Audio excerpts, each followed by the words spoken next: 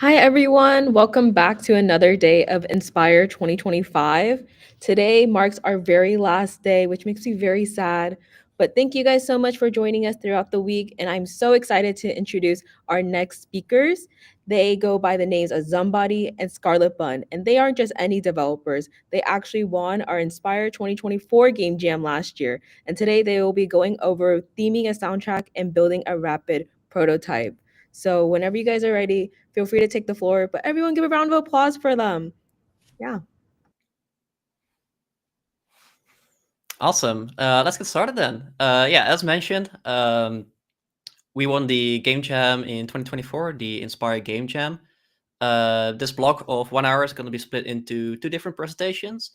First, I'm going to be talking about building Greybox, and then you'll be hearing from Skarletbun in roughly half an hour, and she'll be talking about how to make a tune that hits a vibe. So for the Inspire Game Jam, we worked in a team of four. So me, Scarlett, and then also we had Chinyo and Deva.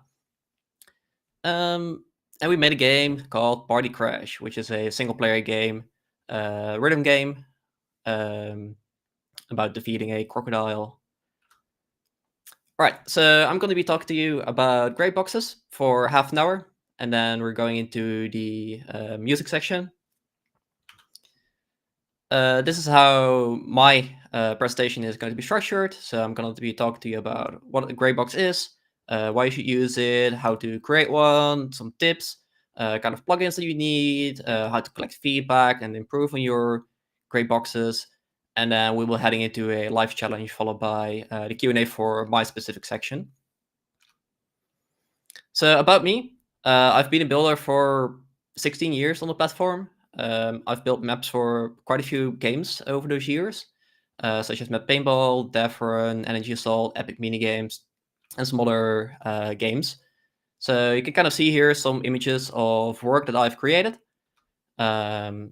First one's map for Map Paintball, then Combat League, some other projects that didn't see the light of day, Energy Assault, and Biffle Barrel, among maps for other games.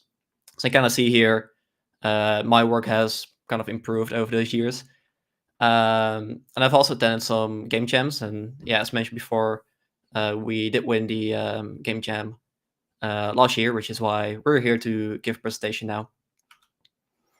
All right, so let's go into gray boxes and why you should kind of use them. Some people prefer calling them a blockout, which is also a valid term. Some people even call it like black boxes or white boxes, but I'm going to call them gray boxes here, or just blockouts sometimes. And the idea of a gray box is normally some developers, when they make a map for a game, they'll come up with an idea and then they'll just start building, and they keep building until they finished their map and they put it in the game, and then they kind of see what happens. The idea of a gray box is that you don't just start building your map. Instead, you build a very simple version of your map, and it looks very plain. And the idea is that you focus on the composition, you focus on gameplay.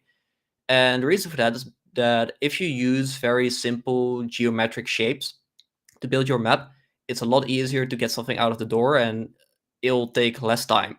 So you can focus on composition, such as, hey, I want to make a large building here. From which angles can I see this building? And if you have an idea, you can kind of start shaping it together without caring about details. And if it turns out that the structure geometrically it just doesn't really work out, you can abort the design immediately, and you don't run into the issue where you build a map for 2 weeks and then you figure out that there's some issue in a design, and then you have to start all over again. With a gray box, you can do this in a few days and realize, oh, maybe it doesn't work out, and then you'll be wasting way less time on your prototypes. So they're a lot easier to create, and also it's a lot easier to make changes to these maps, these gray box maps. You can kind of see here two images of a gray box map that I've built. They were very simple. It's a lot easier to move stuff around in this very simple template of sorts. Yeah, so as mentioned before, it's a lot easier to make a change to a simple map than it is to make changes to a detailed map. So here you can see two versions of the map. The left one is a gray box that I built, and then I tested this gray box, and eventually I turned this into a real map. So add extra details, extra assets, and structurally they're the same, same color, same stairs, same size. It's just that the one on the right is a lot more detailed. And if I had to make changes to this map, it would be a lot easier to make changes to the left side than to the right side. And that's why gray box is very useful, because if you do need to make changes, it's easier to do it in the left version here. And I have made maps, or rather gray box maps before that I never finished, and that's kind of the point of a gray box map. You'll be building with very simple shapes and boxes to kind of get an idea of what you want. And sometimes it's very hard to visualize if the idea you have actually works out. So here are two examples of maps that I've built for a first-person shooter. It's going to be a paintball game, and both of these ideas kind of fell apart. And I realized this while building, and because I was using a lot of very simple shapes, it didn't take me too long to realize that these weren't really going to work out. So the one on the left has very poor composition, meaning that I had some key points in the map that I want players to focus on, but because there were a lot of different buildings in the way, it was kind of hard to find your way around. There wasn't really a place in the map that felt like a home, so to say. Um, so it all kind of felt the same no matter where you were. And the map was also very asymmetric, which I did want the map to be asymmetric, but for gameplay purposes, it didn't really feel fair. And paths were very long, so I just put it to the side. And because I only spent a few days on it, it wasn't really a big deal. And on the right side, I had a map, and the idea of this map was to have like two different layers. So players could be walking on the top layer, which was a lot more open, and then you had a bottom layer, so you had a lot of walls next to you, so a lot of cover. Um, and the idea was very cool, but it turns out that it was very difficult to find something where there weren't too many large sidelines, and you had quick access from the bottom layer to get back up to the top layer. So after playing around with the idea for a little bit, I realized that I wasn't going to make it work, and so I kind of discarded this idea of a map. So when you want to make a gray box map, where should you start? Oftentimes when you make a map, it's very difficult to kind of get going. It's a lot easier when you already have something to kind of iterate on top of it. So how do you actually start making a gray box map? What kind of map should you be making? In this case, I highly recommend you just start making some sketches. Start experimenting. Here are two simple sketches that I've made in 2 minutes. In Paint.net, you probably have your own software like Paint, Paint.net, Photoshop, or whatever you're using, and just start drawing simple shapes, and kind of see if there's a way to connect them in an interesting way. Can you make some corridors, some hallways, kind of stairs that connect in a very interesting and unique way? And it doesn't have to be great, and that's the whole purpose of a gray box map and kind of the sketching phase here, because these only take a few minutes to make. Just start sketching something, see if it looks interesting. If it doesn't look interesting, just try again until you find something that looks okay, and then take that idea and put it in Studio, and then from there start kind of experimenting and building on top of your gray box until you find something that looks interesting and also feels good, and then just start iterating on that concept. So when you actually go into Studio and start making your gray box map, here are some tips. There are a lot of different tips that I can give, but these are my preferences.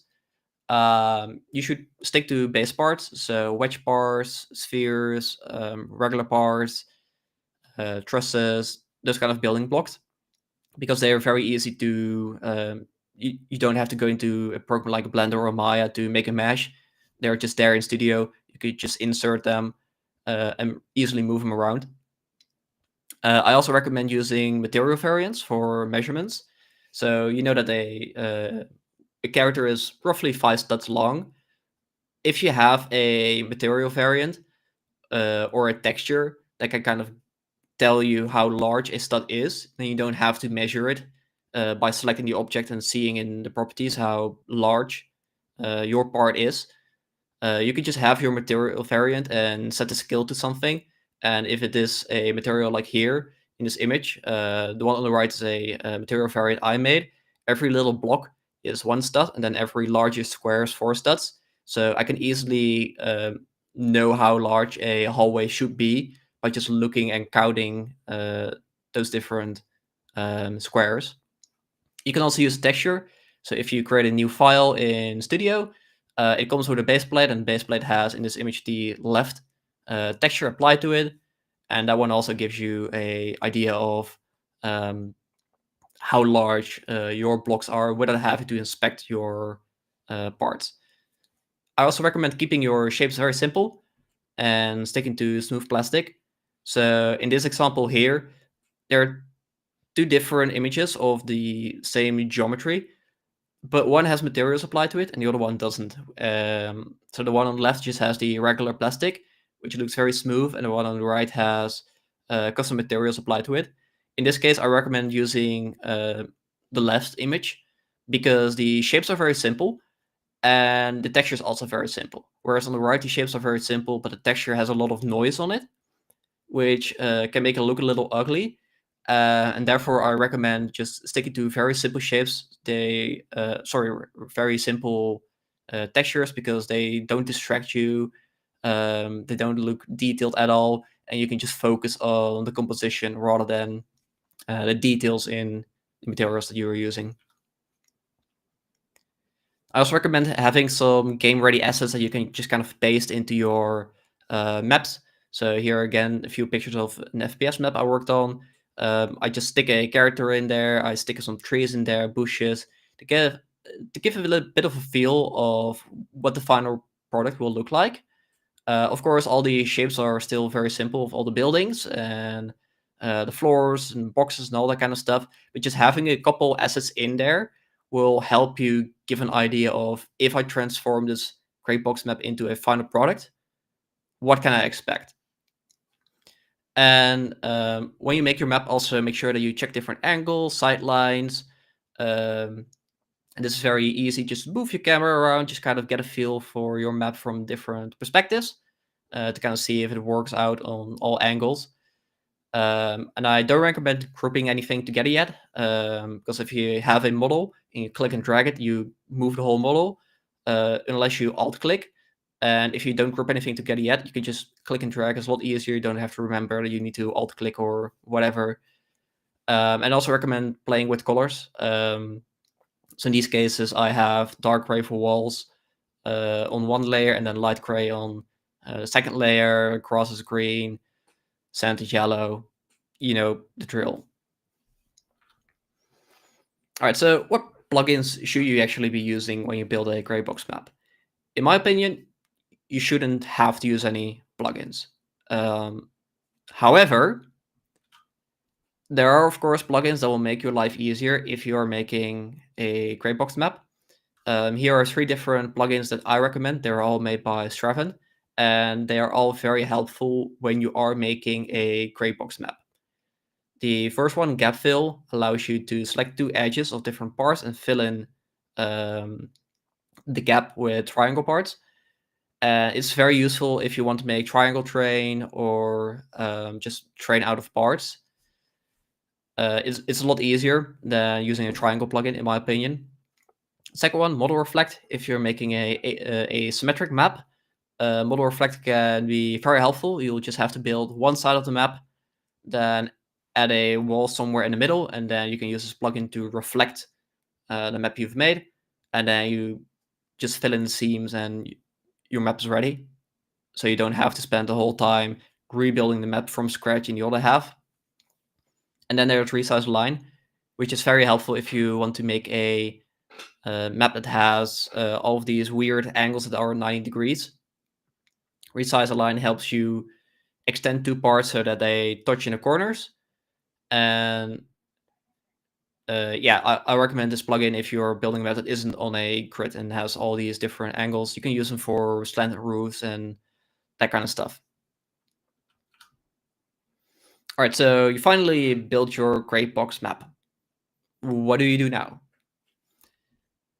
I'd say don't convert your map yet. You've built a gray box map, and now you actually want to know if your map is fine. So start testing your gray box map, because now you have the shape of a map that will later be filled in with details. So don't start filling in the details yet. Make sure that the blockout you've built actually worked. So invite some players, put the map in your game, and start testing. It doesn't really matter if the map looks very simple, just start testing. So here are some things you can do to kind of collect feedback from the Greybox map that you've built. I recommend collecting data in some way to figure out if there are some imbalances in your Greybox map. So if you've built a map for a team versus team game, start collecting feedback on which team is favored on a map, how different characters perform, how great specific mechanics are, if players are actually using those mechanics.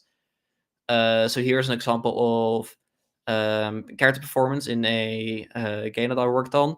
And you can kind of see the knockout to wipeout ratio of different characters and the sample size of specific characters. So in this example, you can see that, for example, Cooper had a ratio of only 0.6, whereas a character like Bjorn had 1.25, which is above average. So you can kind of see from the data if there are specific imbalances in your map. But these tables in a database aren't the only thing you can use. You can also use, for example, a heat map. So this is a top-down view of a parkour kind of obstacle course kind of map that I worked on for Biffle Barrel. And here you have visualized where players get knocked out in this obstacle course. The blue areas are where no one got knocked out. The green areas are where a few players got knocked out. And then the yellow, orange, and especially the red areas are where a lot of players got knocked out. So in this map, you can kind of see a lot of this is dark blue and green, which is great. But then in the top right, there were a couple of areas that are dark uh, orange and red. And you can see a circle with a count. So in this specific area, the top right corner, almost 700 players got knocked out in this specific area. So you can kind of see from this data that in this specific map, it was very tough to move around the top right corner, whereas it was a lot easier to move around in the bottom or bottom left sides. And so once you've actually collected all of this data in a table, in a heat map, or whatever you want to use, now's your time to go back and make adjustments to your Greybox map. We just talked about how a Greybox map is a lot easier to edit. So this is where a Greybox shines. You have the data, you go back and you make adjustments based on the feedback you've collected. So for example, if you have this heat map, you know the top right is very difficult. So kind of look at the obstacles, see if you can make them a lot easier. And then once you've made those adjustments, it's very important that you actually go back and test again. Don't make adjustments and then just put it into the game. Make adjustments and then test again, collect your data again, and then see how it compares against the old data. Did the changes that you made actually help alleviate some of the pain points? So now we go into a little bit more of a programming section. So how do you actually collect your data in automatic ways? So first of all, you have data that are not related to players, but rather ratios, such as how much of an advantage does a specific team have. So what are win-loss ratios, for example, on specific maps? In these cases, you can use data stores. So a quick example is you have two keys for a specific map. You have a key that holds how often team A won. You have a key that holds how often team B won. And then you can use an API such as increment async to count up whenever a match ends, whichever team won. And then at the end, when you want to compare, you fetch the data of those two keys, and now you know For example, Team A won 60 times and Team B only won 40 times. Now you know that Team A has an advantage. This does require some programming knowledge. You do need to know how to use data stores. Something that also requires programming knowledge, but a lot less, is using analytics service. This is a somewhat new, somewhat recent addition to Roblox. The funnel APIs are easy if you want to make, for example, a obstacle course game, which is very linear. You can use these APIs to kind of check which players, which checkpoints they reach. So you can check how many players reach checkpoint 5, 10, 15, 20, and so on. And the great thing about this is that you don't need to visualize anything because on your game's dashboard, if you have your funnel set up, you can see the data. You can see bar graphs. You can see all these statistics that you need. And you don't need extra programming. If you only program your funnels, that's all you need. And then you can kind of see how far players got, and you can kind of compare, oh, maybe checkpoint 17 is a little difficult. Heat maps are also very useful. These are more so useful in, for example, PvP games, so a sword fighting game, a pinball game, shooter game, that kind of stuff. These are very tricky to automate because you need external services. The traditional solution is you have some external database where you store for players where they got knocked out on the map, so the coordinates, and then you send all of this data through HTTP server, so you collect all of the knockouts and wipeouts in the match, and then at the end you send it through HTTP service to your database.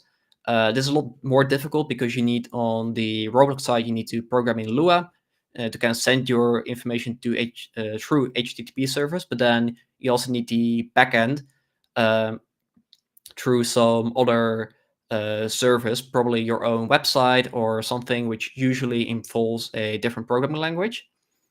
If you are working on a larger team, I recommend, if you aren't a programmer, talk to a programmer on your team to see if they can set up a system like this, if you do want to use heat maps, because they are a lot more tricky to set up. Yeah, these kind of, you also need a way to actually visualize the data once you've collected it. So you do need to write some heat map solution, which can be very difficult. Okay, so I finally made my map.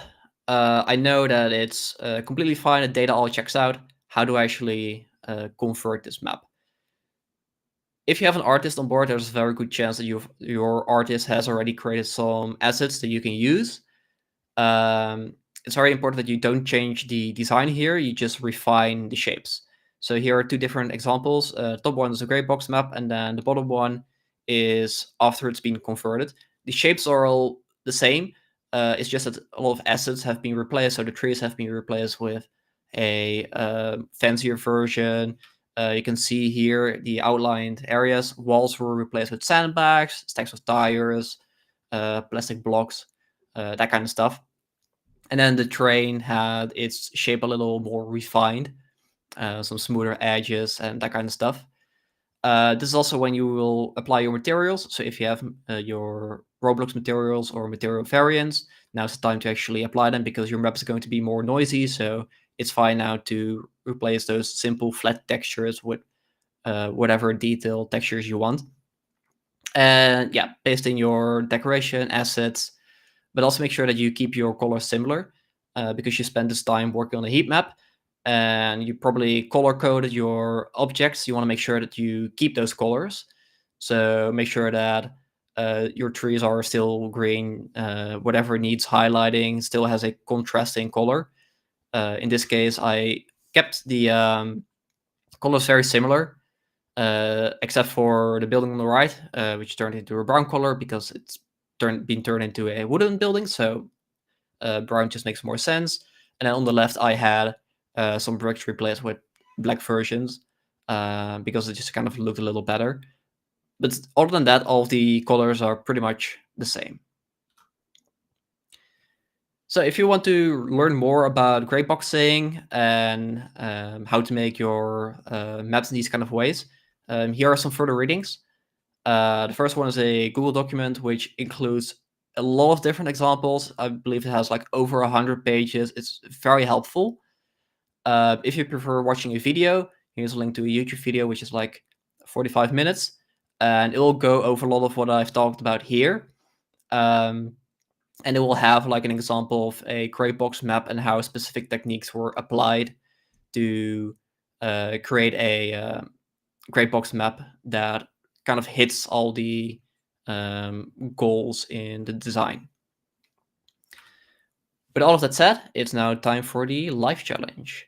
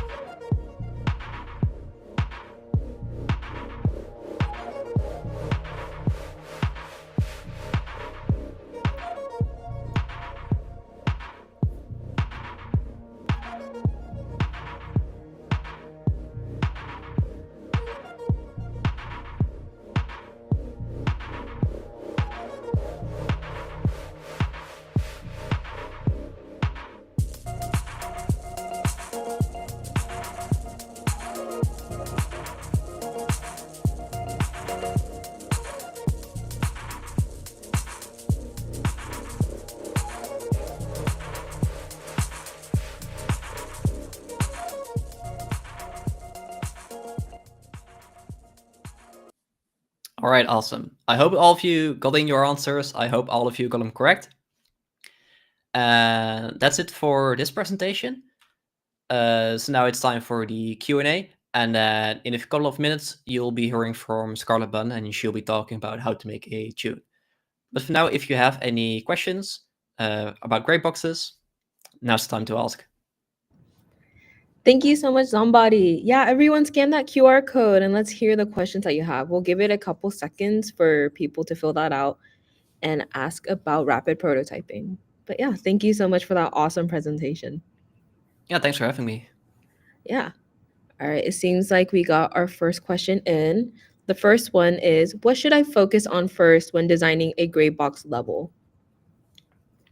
Yeah, what I would focus on first is what actually are the requirements of your game.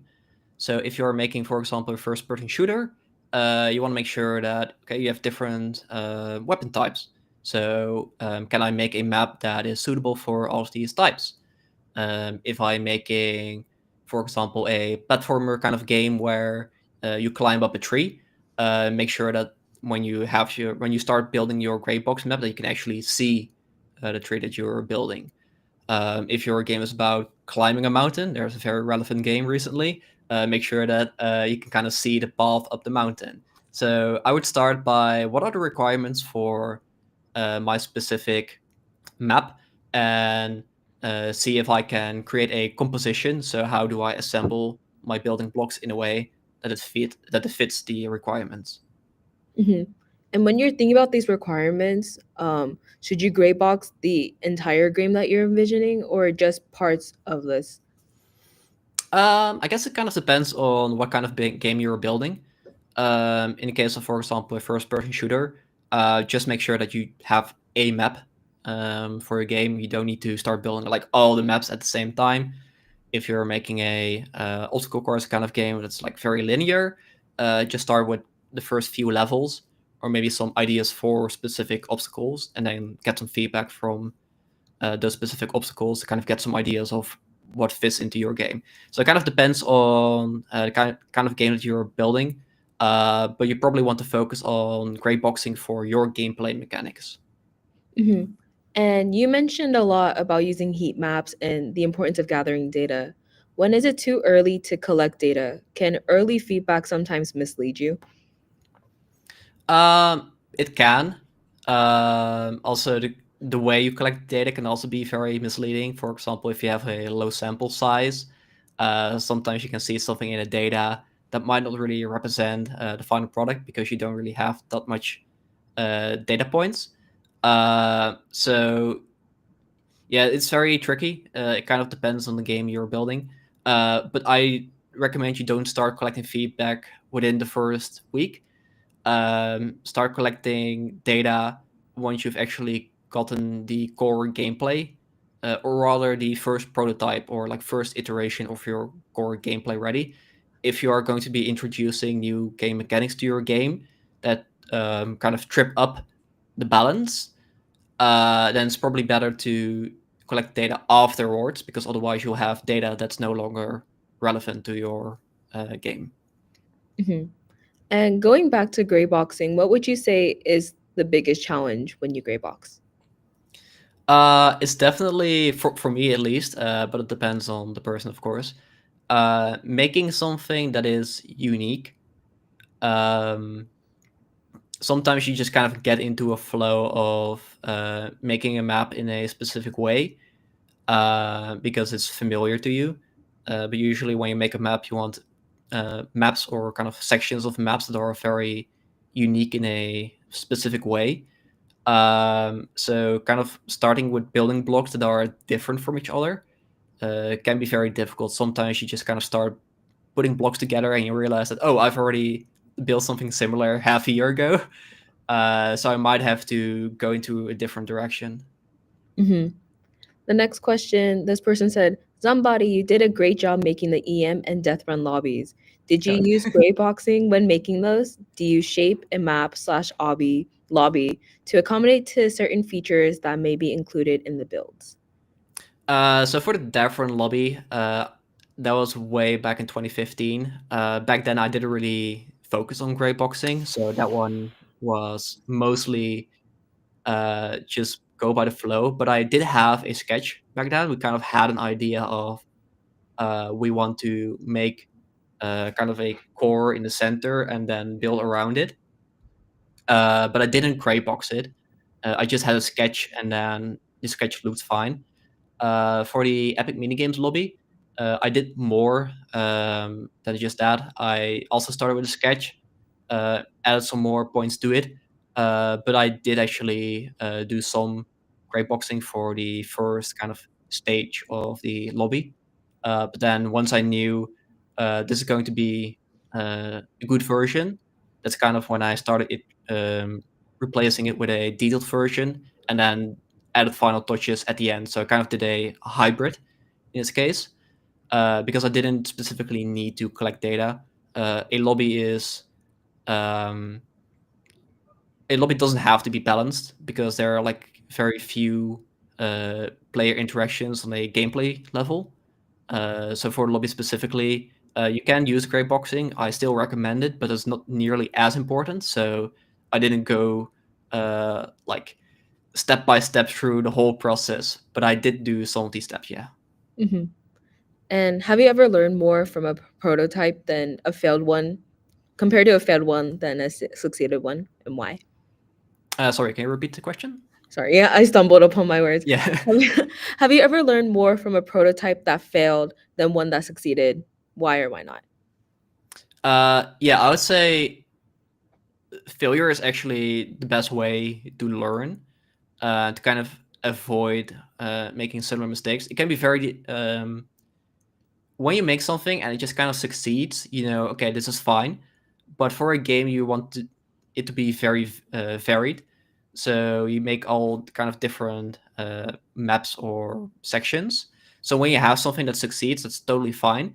But your next version is probably going to be something different. So when you first start a map and you realize, oh, this isn't really working out, you can kind of go in and see what didn't work out. So I had a slide earlier, so I'll go back quickly, um, where I had some concepts that didn't really work out. So here in this slide, for example, on the right side, I had this map and I wanted to have like two different layers. And through this process, I kind of learned that it's very difficult to have two different layers that kind of that can exist in the same space and still have it be very interconnected without very long paths and very long sidelines. So from there on, after I built this prototype, I kind of knew that if I want to make a map, I should never approach it in this two-layer kind of direction again, because for my specific game that I was working on, it didn't work out. Yeah.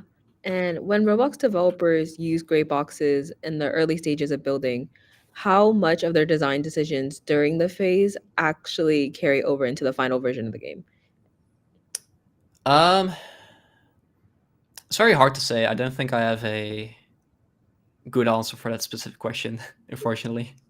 That's totally cool. And there's actually another question to that. Does gray boxing ever influence creative choices beyond just the basic layout planning? Yes. So this kind of depends on, again, it kind of depends on the game you're working on, what your goals are for the game.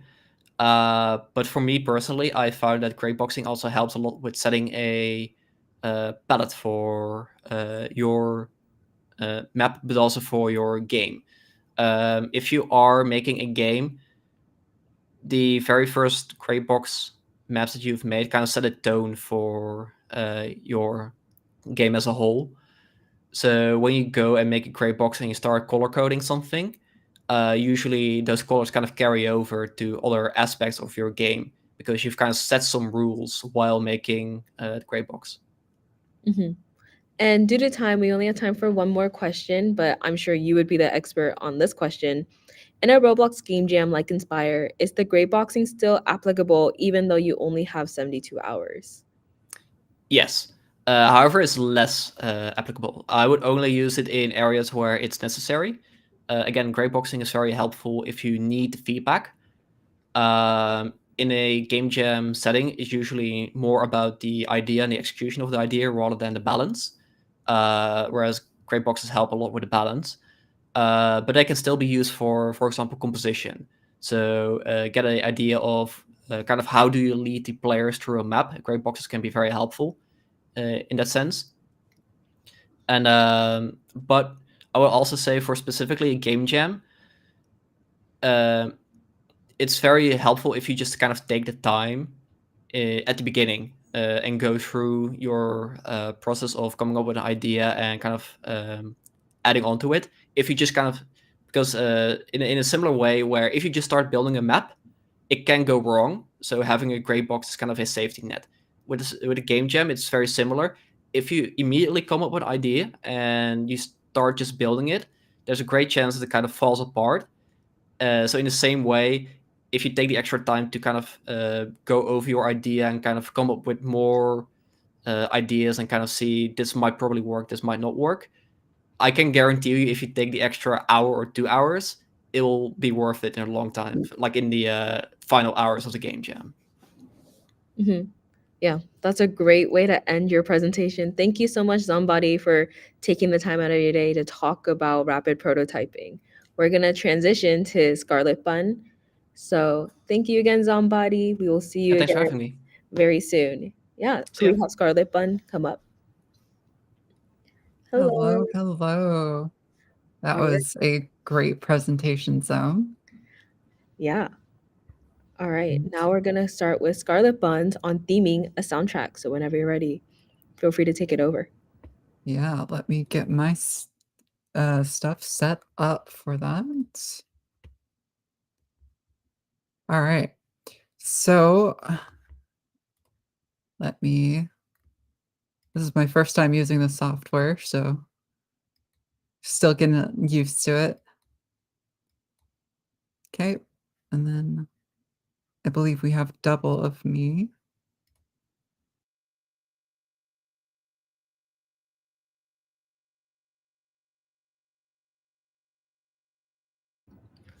Yeah, we can see your screen. So whenever you're ready, kick it off.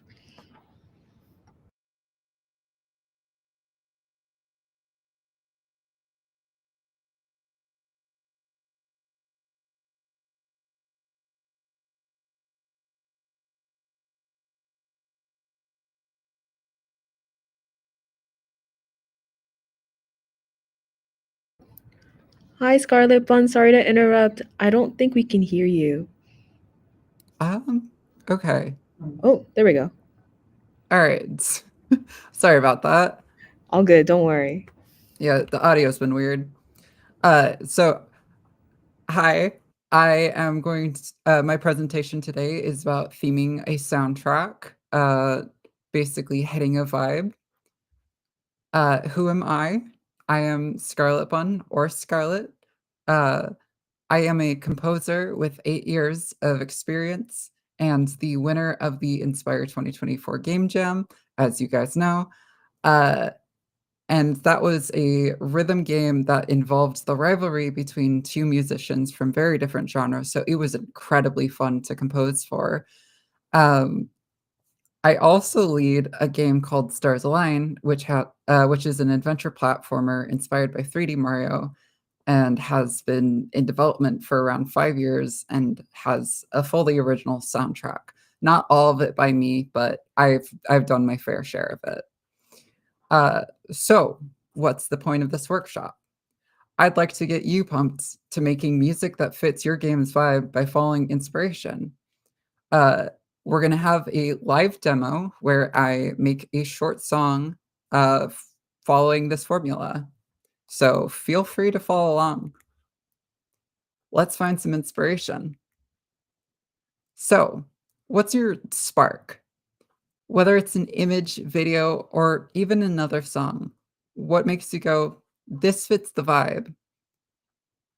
Hold on to that feeling and use it when you make your song. It's your emotional point of reference. Always check back with your spark and ask yourself if what you're making still aligns with it. So let's move on to instrumentation. What do you want it to sound like? Picking an instrument is the first and potentially most important step to making a song. Let's say you're making a ghostly track. Piano, violin, theremin, cello, etc. are all great and common picks for a reason. Most instruments have cultural significance that do a lot of the legwork in capturing a vibe for you. But don't let that limit you. Remember, instrumentation should take into consideration the context of your own game, so feel free to experiment with it. And here are some important notes before we start. There is no wrong way to make music. Fear restricts you, and sometimes that just leads you to not create at all. So just go wild, just start creating. Limitation can lead to creativity. For example, only picking 3 instruments or only using a single chord to make an entire song can speed things up and lead you to a result you wouldn't have otherwise found. Some of my best work has been from songs where I was limiting myself. And thirdly, music should always enhance the player's experience, not distract from it, unless that's the point. All right, let's get started. I'm going to use this image to inspire me. It's a little garden, and for this, I want to capture a certain vibe that I kind of hear in my head. And I'm taking social and cultural clues of like what this kind of screams for me of like songs I've heard before. And for that, I'm gonna skip over this a little bit because we're a little bit shorter on time for my presentation. But I want to do like a light clicky sounds as if it's like little bugs walking around, and then a bright tone because it's just a very happy scene. And then I want to do like a driving rhythm because I feel like, you know, there's bees and there's ants and they're all very, um, they're like workers. I like the resilience of them. And then having some sort of ostinato that climbs and falls as if they're climbing up and down. All right. So let's get to making the song. So what I am going to be doing first, there's going to be some technical musical jargon. Uh, don't worry about that too much. Just start creating uh, and just see what sounds good. Learn a bit of basic music theory and it will help you. But I'm going to be using mostly major 7 chords here. So here, up to there, and then an ostinato, which is walking up here.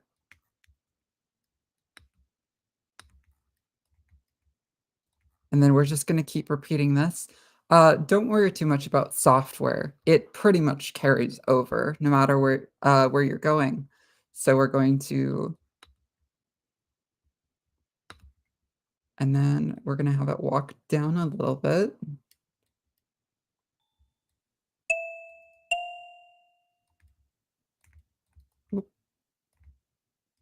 And then walk down one more time. Make sure this is all in time. Let me get my, so here we go.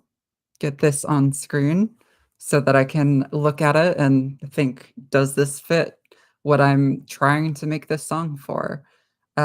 So far, I'm thinking yes. I really like the clicky tactile noise that it's making.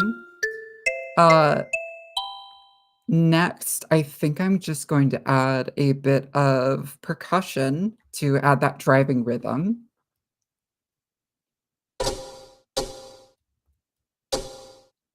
So we have these little clock sounds that I feel like are great for, feeling like you're in a tiny world.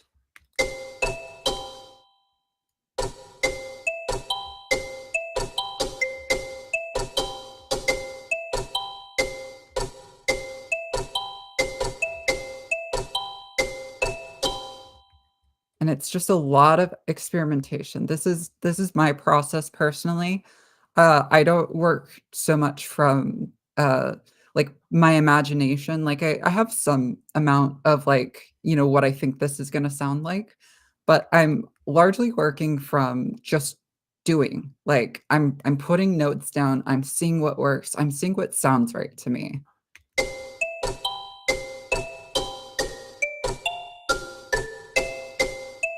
So that's a fun little ditty right there. And I would like to add some more oomph to this. So I'm going to fill out the low end of the sound with an acoustic bass.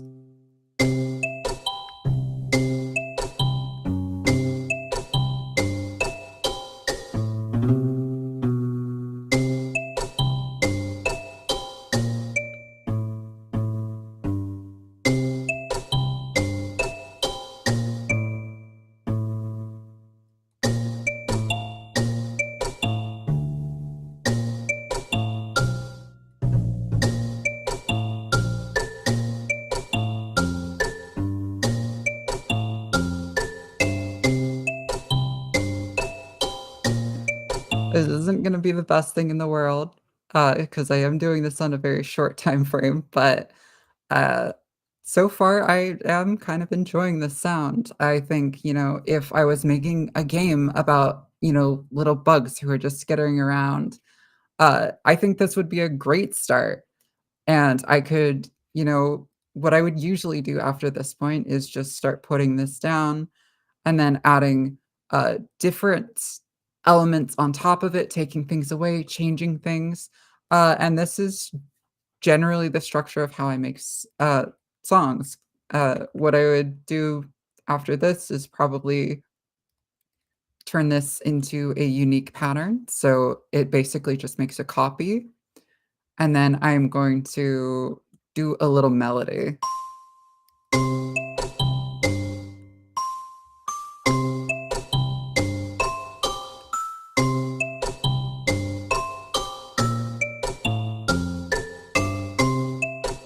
Very basic, but yeah, if you listen to this all together, we have a not great, but it's a start song.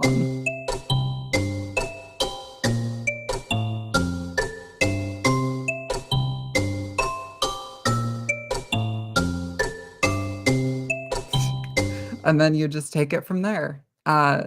So I'm going to get back to the presentation now. Get back into slideshow mode. And all right, here is the live challenge before you go, and we'll do a Q&A after.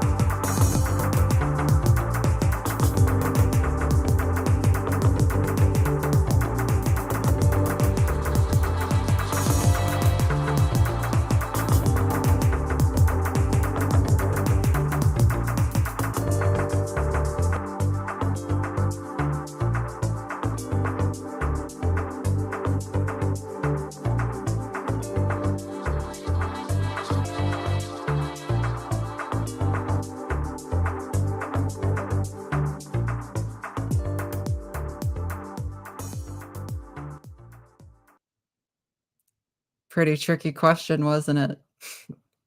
May have been, may have not been for you, depending on your music knowledge. Uh, all right. And now it is time for our Q&A. Yeah, everyone scan that QR code to ask questions about theming a soundtrack. I would like to say I really enjoyed your workshop, so thank you so much for that live Thank demo. you.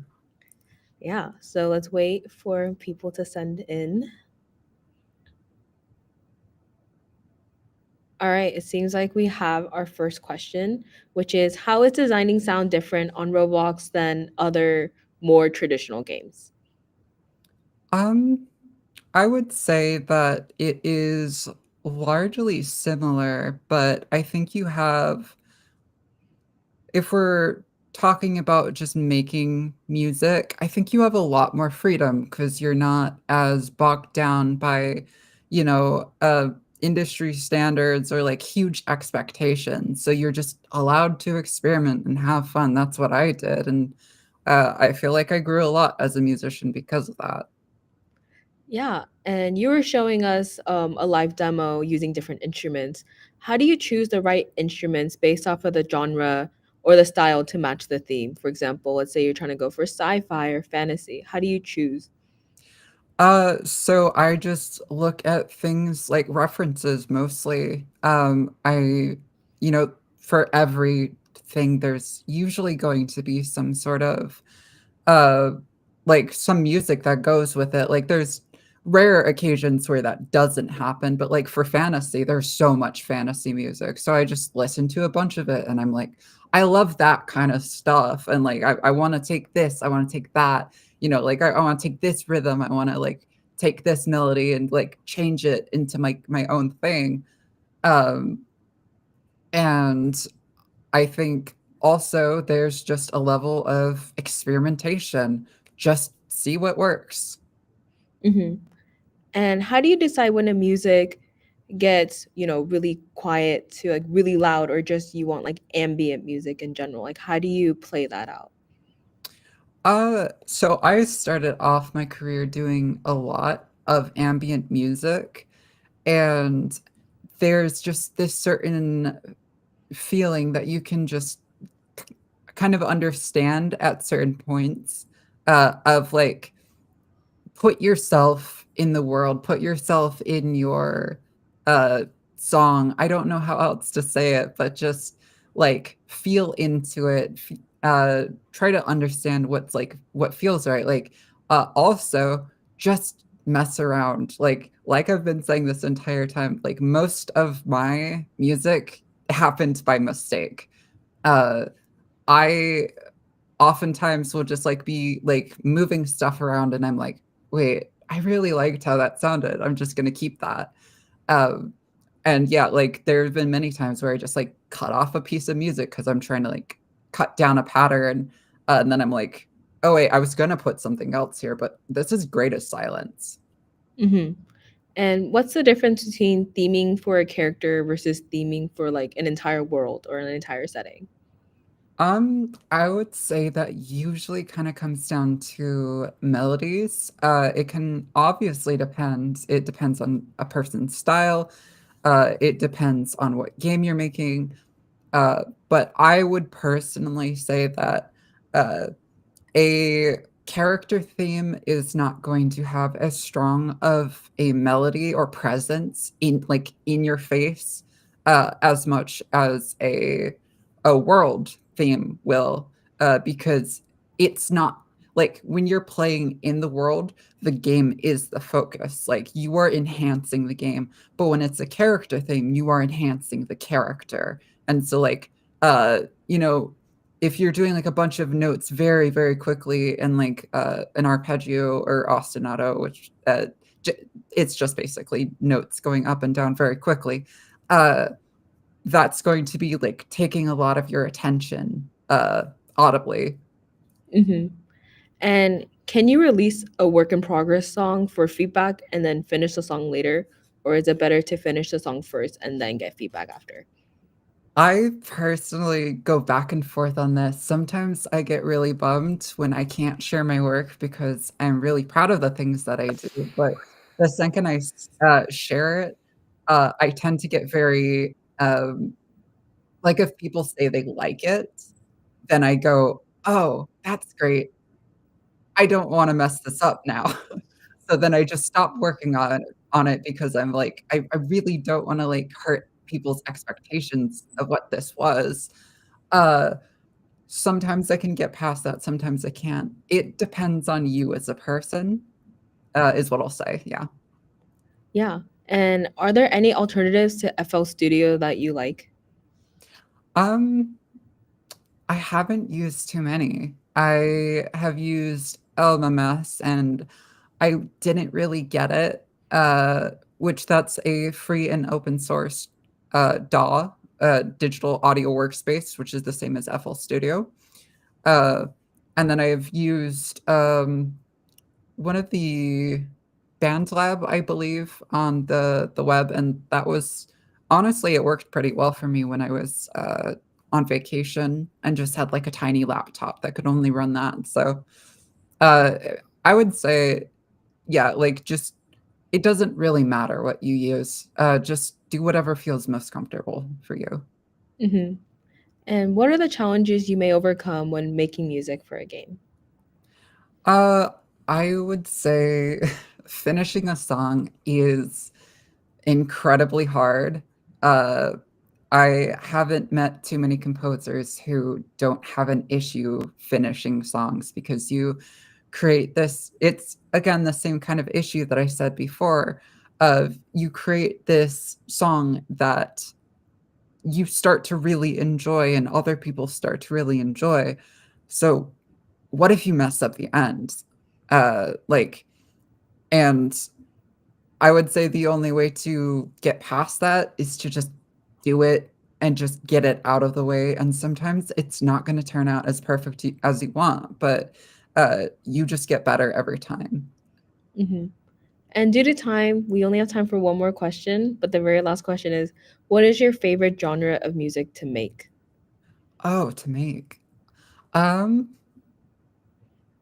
I would say I really, really enjoy making like kind of the style that I just did, the like old game music using a bunch of sound fonts and a bunch of like old video game instruments and just making it sound like that old era. I really enjoy that. Yeah, and that sound that you made was really, really like good to listen to. I was like, Thank wow, you. well, so well made. It's just in such like a short amount of time too. Yeah. Thank you so much, Scarlet Bun, for joining us today, for taking the time out of your day to talk about what you do. If you guys are looking for more workshops, we have two more until Inspire ends. The next one will be at 4 p.m. PST about concise scripting. But until then, I'll see you guys later. Again, thank you, everybody. Bye.